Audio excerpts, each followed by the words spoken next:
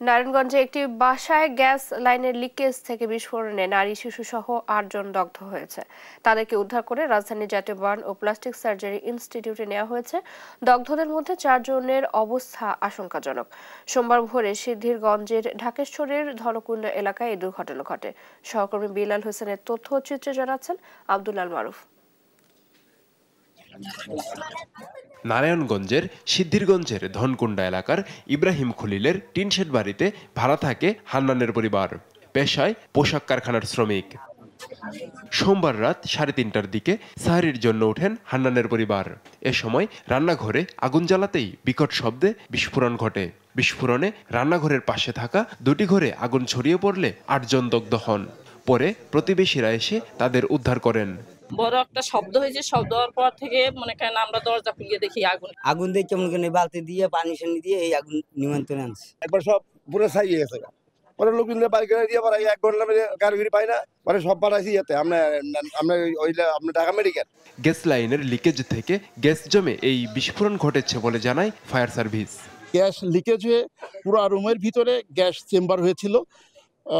আমরা যেটা ধারণা করছি, আগুনের স্পার্ক যখনই পাইছে আর সাথে সাথে এটা বিস্ফোরণ ঘটছে।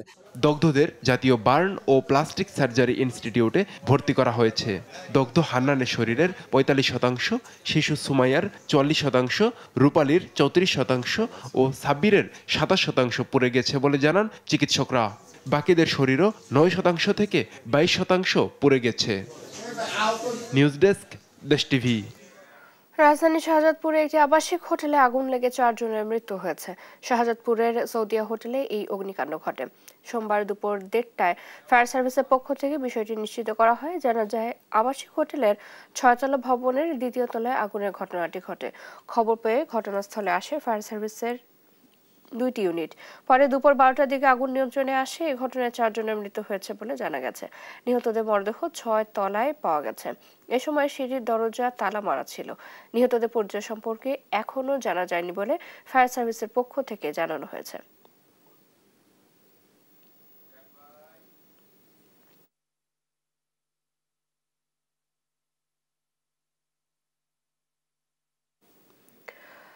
রাজশাহী, ফরিদপুর ও মাদারীপুরে আলাদা সড়ক দুর্ঘটনায় নিহত 5, আহত 13 জন। সোমবার ভোরে রাজশাহীর গোদাগাড়িতে ট্রাক ও অ্যাম্বুলেন্সের সংঘর্ষে 3 জন নিহত হয়। পুলিশ জানায়, গোদাগাড়ি হাসপাতাল থেকে রোগী নিয়ে অ্যাম্বুলেন্সটি রাজশাহীতে যাচ্ছিল। উপজেলার রাজাবাড়ী চেকপোস্টে পৌঁছালে বিপরীত দিক থেকে আসা একটি ট্রাক অ্যাম্বুলেন্সে ধাক্কা দেয়। এতে ঘটনাস্থলে মারা যান অ্যাম্বুলেন্সের চালক সহ 2 জন। এদিকে ঢাকা-খুলনা মহাসড়কের ফরিদপুরের মধুখালীতে মোটরসাইকেল দুর্ঘটনায় 1 জন নিহত হয়েছেন।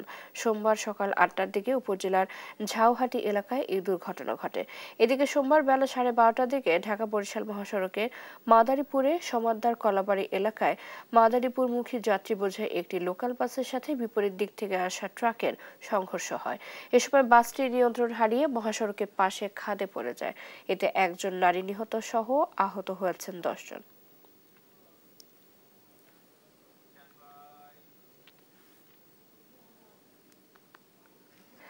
জিয়া চ্যারিটেবল ট্রাস্ট দুর্নীতি মামলা থেকে আপিল বিভাগেও খালাস পেলেন বিএনপি চেয়ারপারসন খালেদা জিয়া। বিচারিক আদালতের 7 বছরের দণ্ড থেকে হাইকোর্টের দেয়া খালাসের রায় বহাল রেখেছেন আপিল বিভাগ। আইনজীবীরা জানান, খালেদা জিয়ার মামলার ফাইল যেই পেয়েছে সেই পুরস্কৃত হয়েছে। দুদকের আইনজীবী জানান, এই মামলায় ক্ষমতার অপব্যবহার হয়েছে, এটি প্রমাণ করতে পারেনি দুদক। সাবরিনা মজুমদারের রিপোর্ট।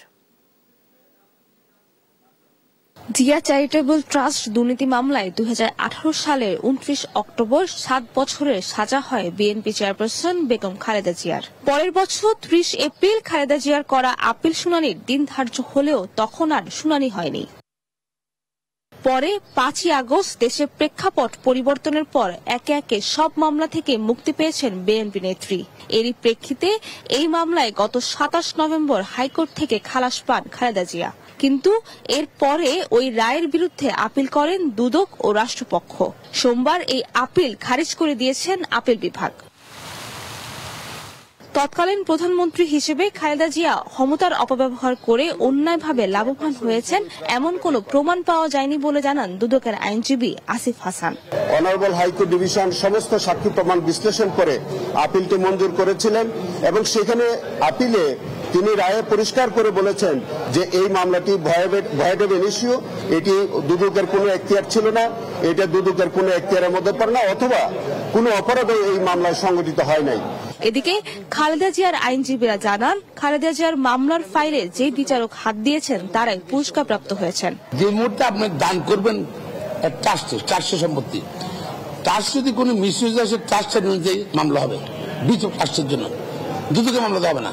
জিয়া পরিবারের বিরুদ্ধে যে সমস্ত মামলা যে জজই হাত দিয়েছেন সেই জজই পুরস্কারপ্রাপ্ত হয়েছেন, সুতরাং এই মামলাগুলো ভিত্তিহীন। বিএনপি নেত্রীর বিরুদ্ধে কুমিল্লার 3টি মামলার মধ্যে একটি হত্যা ও একটি বিস্ফোরক মামলা নিষ্পত্তি হলে দীর্ঘ আইনি লড়াই শেষ হবে তার। সাবরিনা মজুমদার, দেশ টিভি, ঢাকা। কাফরুল ও মোহাম্মদপুর থানার দুটি হত্যা মামলায় Salman F Rahman, Anisul Haque Chowdhury, Abdullah Al Mamun, Kamal Ahmed Majumdar, advocate Kamrul Islam, AKM Shahidul হককে গ্রেপ্তার দেখানো হয়েছে। সোমবার সকালে চিফ মেট্রোপলিটন ম্যাজিস্ট্রেট পার্থ ভদ্রের আদালত আসামিদের কারাগারে পাঠানোর নির্দেশ দেয়। এর আগে কড়া নিরাপত্তার মধ্য দিয়ে আসামিদের আদালতে হাজির করা হয়। আইনজীবীরা জানান, আওয়ামী লীগের সদস্যপদ না রাখার সিদ্ধান্ত জানিয়ে অঝরে কান্নায় ভেঙে পড়েন আওয়ামী লীগ নেতা কামাল আহমেদ মজুমদার। পাশাপাশি 76 বছর বয়সে তার উপর নির্যাতনের কথা জানিয়ে ডিজিটাল কোরআন শরীফ ও বিভিন্ন সুযোগ সুবিধা চেয়েছেন তিনি।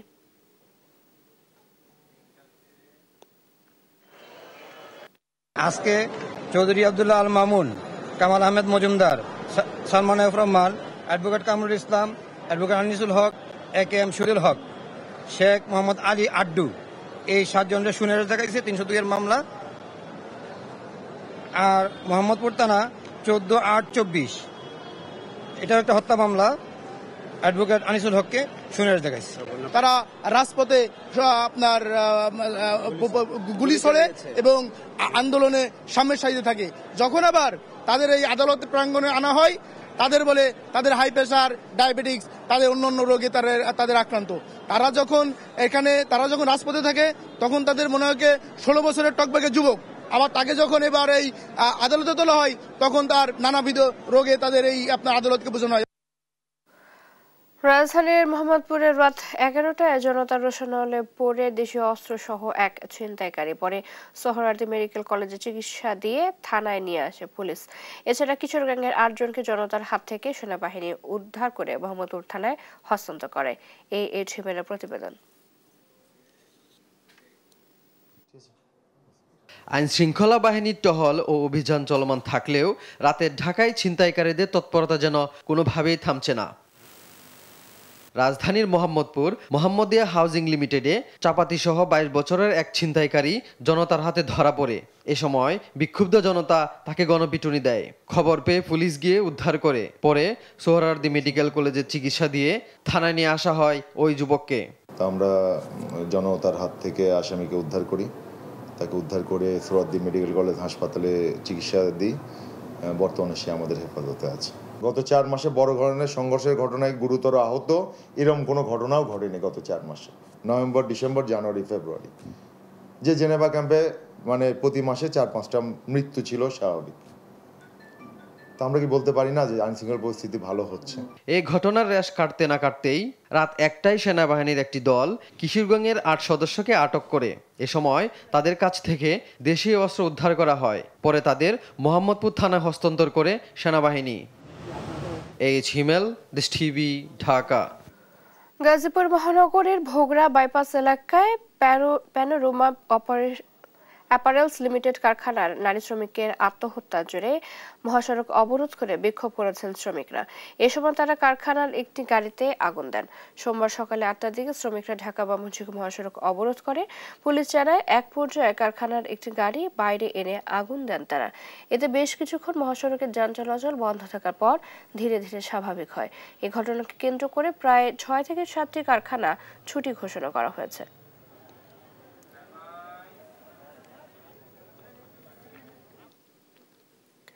নীতিমালা ছাড়া সাজাপ্রাপ্ত কোনো আসামিকে ক্ষমা করার ক্ষমতা কেন অসাংবিধানিক হবে না জানতে চেয়ে রুল জারি করেছেন হাইকোর্ট। পাশাপাশি সাজাপ্রাপ্ত আসামিকে রাষ্ট্রপতির ক্ষমা করার ক্ষমতা সংক্রান্ত নীতিমালা করার নির্দেশ কেন দেওয়া হবে না রুলে তাও জানতে চাওয়া হয়েছে। সোমবার বিচারপতি ফারাহ মাহবুব ও বিচারপতি দেবাশিস রায় চৌধুরীর হাইকোর্ট বেঞ্চ এই রুল জারি করেন।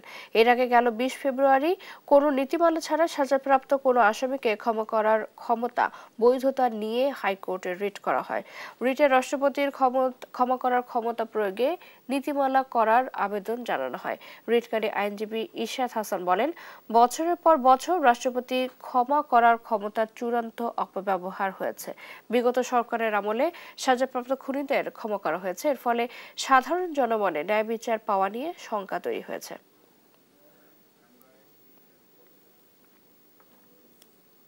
এই পর্যন্ত যাদেরকে ক্ষমা করা হয়েছে তার বেশিরভাগই হত্যা মামলার আসামি। এই যে ক্ষমতার অপব্যবহার, কোনো ধরনের নীতিমালা নেই, এই বিষয়টাকে চ্যালেঞ্জ করে আমি বিগত 20 জানুয়ারি হাইকোর্টে রিট ফাইল করি। রুলে স্পষ্টত বলা হয়েছে রাষ্ট্রপতি কোনো ধরনের নীতিমালা ছাড়া রাষ্ট্রপতির ক্ষমা করার ক্ষমতা কেন অবৈধ হবে না এবং কেন অসাংবিধানিক ঘোষণা করা হবে না। ঢাকা ও চট্টগ্রাম বিভাগে সরকারি প্রাথমিক বিদ্যালয়ের সহকারী শিক্ষক পদে উত্তীর্ণ ৬,৫৩১ জন প্রার্থীর নিয়োগ কার্যক্রম বাতিল করে হাইকোর্টের দেয়া রায় স্থগিত করেছেন আপিল বিভাগ। আপিল বিভাগের আজকের আদেশে হাইকোর্টের রায়ের কার্যকারিতা 1 মাসের জন্য স্থগিত থাকবে।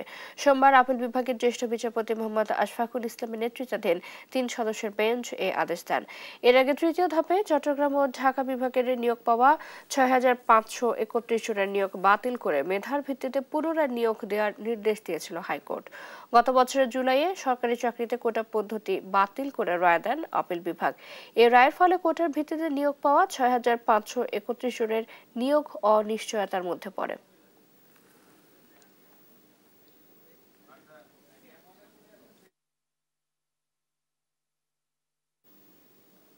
অন্তর্বর্তী সরকারের সদিচ্ছা থাকলে ডিসেম্বর নয় জুনের মধ্যে জাতীয় নির্বাচন করা সম্ভব হবে বলে মন্তব্য করেছেন বিএনপির স্থায়ী কমিটির সদস্য আমির খসরু মাহমুদ চৌধুরী।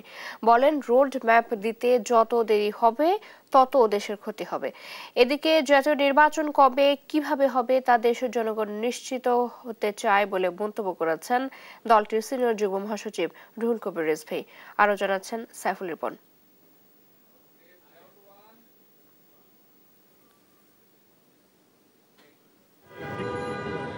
নয়াপল্টনে কেন্দ্রীয় কার্যালয়ের সামনে বিএনপির স্থায়ী কমিটির সদস্য ব্যারিস্টার রফিকুল ইসলাম মিয়ার স্ত্রী ও বিএনপি চেয়ারপারসনের উপদেষ্টা শাহিদা রফিকের নামাজে জানাজায় অংশ নেন দলের বিভিন্ন স্তরের নেতারা। জানাজা শেষে দাফনের জন্য কুমিল্লার মুরাদনগরে শ্রীরামপুরের গ্রামের বাড়িতে নেওয়া হয় শাহিদা রফিকের মরদেহ। জানাজায় অংশ নিয়ে মরহুমের বিদেহী আত্মার শান্তি কামনার পাশাপাশি দলের সিনিয়র যুগ্ম মহাসচিব রুহুল কবির রিজভী বলেন, পরিবেশ গণতান্ত্রিক ব্যবস্থায় ফিরিয়ে আনার দিকে যাচ্ছে কিনা তা জানতে চায় দেশের মানুষ। নির্বাচন কবে হবে, কিভাবে হবে এবং মানুষের মধ্যে যাতে কোনো ধরনের দ্বিধা না থাকে, একটা অবাধ সুষ্ঠু নির্বাচনে সকলের অংশগ্রহণ নিশ্চিত হয়, এই পরিবেশগুলো এখন মানুষ নিশ্চিত করতে চায়। এদিকে কর আইনজীবীদের নবনির্বাচিত কমিটির নেতাদের সাথে নিয়ে বিএনপির প্রতিষ্ঠাতা ও শহীদ রাষ্ট্রপতি জিয়াউর রহমানের কবরে শ্রদ্ধা জানান দলটির স্থায়ী কমিটির সদস্য আমির খসরু মাহমুদ চৌধুরী। পরে সাংবাদিকদের সাথে আলাপকালে কথা বলেন নতুন রাজনৈতিক দল নিয়ে। দিনের শেষে সবার যে চিন্তা ভাবনা ধারণা, এটা নিয়ে জনগণের কাছে যেতে হবে নির্বাচনের জন্য, এবং নির্বাচনে গিয়ে তারা যার যার যেটা ম্যান্ডেট নিতে চায় জনগণের কাছ থেকে, তাদের বিষয়গুলো জনগণের কাছ থেকে ম্যান্ডেট নিয়ে পাশ করে সংসদে আসতে হবে এবং সংসদে সেগুলো পাশ করবে। দ্রুততম সময়ে গণতান্ত্রিক অর্ডার ফিরিয়ে আনতে হবে। এক এক দিন যাচ্ছে গণতান্ত্রিক সরকার ব্যতীত এক একদিন সমস্যা বাড়ছে। সাংবাদিকদের প্রশ্নের জবাবে জানান, সরকার চাইলে জুনের মধ্যেই জাতীয় নির্বাচন করা সম্ভব। নির্বাচন তো জুন মাসের মধ্যে সম্ভব। নির্বাচন কমিশন যেটা বলছে, তারা তো তাদের প্রস্তুতি সম্বন্ধে কোনো সন্দেহ তো কেউ প্রকাশ করছে না। সুতরাং এটা তো সরকারকে বলতে হবে, সরকারের পলিটিক্যাল উইল থাকতে হবে, ইচ্ছা থাকতে হবে, এবং সেটার অপেক্ষায় জনগণ আছে। গণতান্ত্রিক ব্যবস্থার অনিশ্চয়তার কারণে ভেতরে বাইরে বাংলাদেশের অংশীজনরা বিভিন্ন বিষয়ে স্বল্প মধ্যম ও দীর্ঘমেয়াদে তাদের সিদ্ধান্ত নিতে পারছে না বলেও মন্তব্য করেন আমির খসরু মাহমুদ চৌধুরী। তাদের short term, mid term, long term যে প্ল্যান প্রোগ্রাম এগুলো তারা বাস্তবায়ন করতে পারবে। সাইফুল রিপন, দেশ টিভি, ঢাকা। ব্রাহ্মণবাড়িয়ার আখাউড়া সীমান্তের কালন্দি খাল হয়ে প্রায় ২০ বছর ধরে ভারতের ত্রিপুরা থেকে আসছে বর্জ্য ও কেমিক্যাল মিশ্রিত কালো পানি। এতে স্থানীয়রা স্বাস্থ্য ঝুঁকিতে পড়ছেন, জীববৈচিত্র্য ধ্বংস হচ্ছে, নিরাপদ খাদ্য উৎপাদন নিয়ে বাড়ছে উদ্বেগ। এদিকে খালে পানি ছাড়ার আগে তা পরিশোধনের বিষয়ে আলোচনা চলছে বলে জানান জেলা প্রশাসক। সহকর্মী মেহেদি নূর পরশের পাঠানো তথ্য ও ছবিতে অঙ্কন চৌধুরীর রিপোর্ট।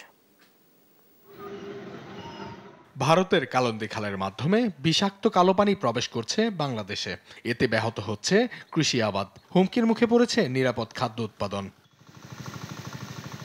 ত্রিপুরার আগারতলা হাসপাতাল, শিল্প কারখানা ও বাসাবাড়ির বর্জ্য পরিশোধন ছাড়াই ফেলা হচ্ছে জলাশয়ে, যা জলাশয় ও জীববৈচিত্র্য ধ্বংস করছে এবং রোগ ছড়াচ্ছে। এই দূষিত পানি আখাউড়া স্থলবন্দরের 15টি গ্রামের বাসিন্দাদের চর্মরোগ সহ অন্যান্য রোগে আক্রান্ত করেছে। এর ফলে জমির উর্বরতাও দিন দিন হ্রাস পাচ্ছে। পচা পানি, দুর্গন্ধযুক্ত পানি, কলকারখানার পানি আসতেছে, এই পানিতে আমরা একটা অধিক স্বাস্থ্য ঝুঁকিতে আছি। এটা মূলত হলো ভারতের ময়লা পানি এবং কেমিক্যালের পানি। এই পানি আসাতে কৃষকেরও ক্ষতি হইতেছে, আমরাও খুব দুর্ভোগ ভুগতেছি। স্থানীয় কৃষক ও বাসিন্দারা বিষাক্ত পানির সমস্যা নিয়ে উদ্বেগ জানিয়েছেন। এই পানিটার যে ফুলিডিং বেশি, যার ফলে পানিটা বিষাক্ত। এই পানিটা ব্যবহার করলে আমরা শুনলে গুটাগাটি ফুটে যাচ্ছে। পানিটা মনে হয় আমরা বহুত ক্ষতি হইতেছে মানুষের। তো পানিটা যদি একটা আটকেবার ব্যস্ত হওয়া তাহলে মনে খুব ভালো হবে। এ বিষয়ে কূটনৈতিক তৎপরতা বাড়ানোর দাবি জানান পরিবেশ কর্মী। যুগের পর যুগ থেকে এই বিষাক্ত পানি আমাদের দেশে আসছে। আমরা যেটা আন্তর্জাতিক আইন আছে, সেই আইন অনুযায়ী আমাদেরকে যেন স্বচ্ছ পানি দেওয়া হয়, আমাদের দীর্ঘদিনের দাবি সেটা যেন পূরণ করা হয়। বিষাক্ত পানির সমস্যা সমাধানে ঊর্ধ্বতন কর্তৃপক্ষকে অবগত করার কথা জানান কৃষি সম্প্রসারণ অধিদপ্তর। আর জেলা প্রশাসক জানান, খালে পানি ছাড়ার আগে পরিশোধন করার বিষয়ে আলোচনা চলছে। এটা নিয়ে সমন্বয় সভায় কিন্তু বিস্তারিত আলোচনা হয়েছে এবং প্রয়োজনীয় ব্যবস্থা গ্রহণ করবে বলে উনি আমাদের আশ্বস্ত করেছেন। ভারতের বাংলাদেশের হাইকমিশন যে আগরতলা আছে, ওখান থেকে আমাদেরকে ফোন করা হয়েছিল যে ওখানে তারা খাল পানির প্রবাহ যাতে ঠিক থাকে এবং যাতে বিশুদ্ধ হয় সে বিষয়ে তারা জোর পদক্ষেপ নিচ্ছে এবং আশা করি খুব তাড়াতাড়ি সমাধান হয়ে যাবে। কালন্দি খাল আখাউড়া উপজেলা হয়ে তিতাস নদীতে মিশেছে। এ অঞ্চলের কৃষি ও পরিবেশ রক্ষায় দ্রুত এর সমাধান চান স্থানীয়রা। নিউজ ডেস্ক, দেশ টিভি।